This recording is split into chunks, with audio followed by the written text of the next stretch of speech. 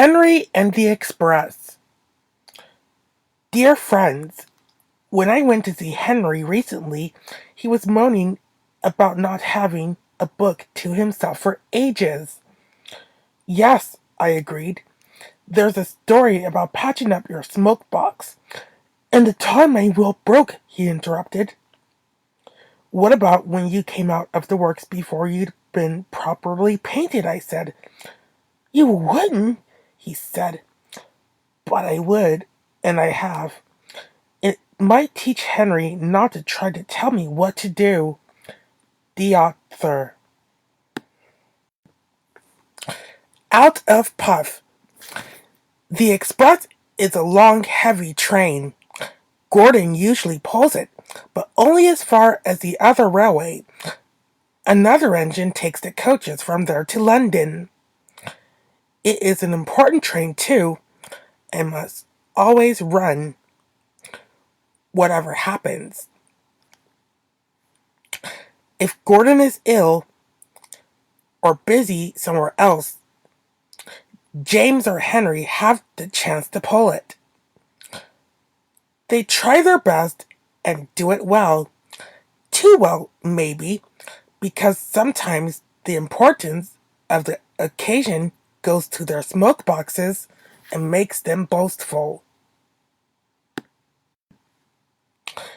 One day, Henry was feeling pleased with himself. He had run the express to time, and the Fat Controller had congratulated him. I don't know what the Fat Controller would do without me, he said importantly in the shed that evening. Have a care, warned Douglas. Too much puff about yourself, and you'll maybe run out of puff one day. Puh, scoffed Henry. I pulled 2 trains and a failed diesel once, and the Fat Controller said I was an enterprising engine. I made it well, agreed Donald. I took the Gorgas train on yet recall. But Dougie is right.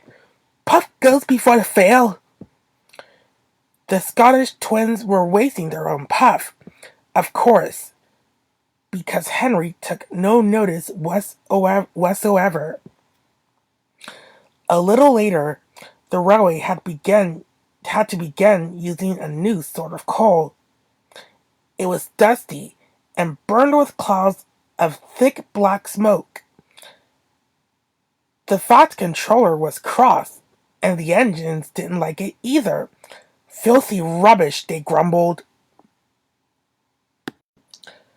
The new coal made more ash, too.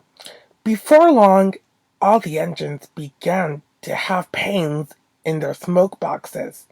Hot ash collected there and gave them the most awful indigestion. One evening, Henry felt dreadful when he got back to the shed.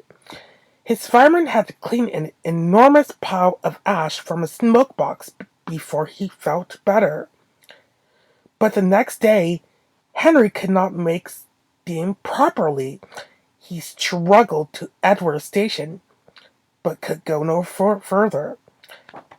Douglas was there. I can't breathe, Henry wheezed. Out of puff, are you? Asked Douglas. Didn't say we didn't warn you. Henry couldn't answer. Douglas took his train for him. The fireman cleared away more ashes, but when he tried to close Henry's smoke box door, it did not make the airtight fit that it should have done. Those hot ashes have bent your smoke box door, he said. Air is coming in so that you can't breathe properly through your fire. But I know how we could cure that. He filled a bucket with water. Then he fetched all the old newspapers he could find from the station bookstall.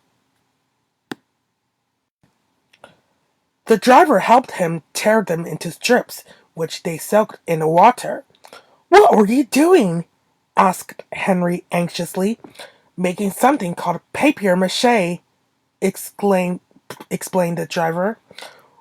When this paper is soggy enough, we shall paste it in your air leak so that you can breathe better.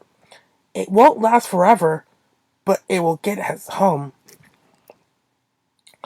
Oh, said Henry unhappily. His driver was right. When the job was done, Henry felt much better, and even the driver and fireman were surprised how well he steamed. We'll have to get the fat controller to make it permanent, they joked. Henry went very carefully and reached the shed without mishap. His story had got there before him, of course. Donald and Douglas didn't say anything, but now and then made sort of breathless, puffy noises. Henry thought they must have a very odd sense of humor.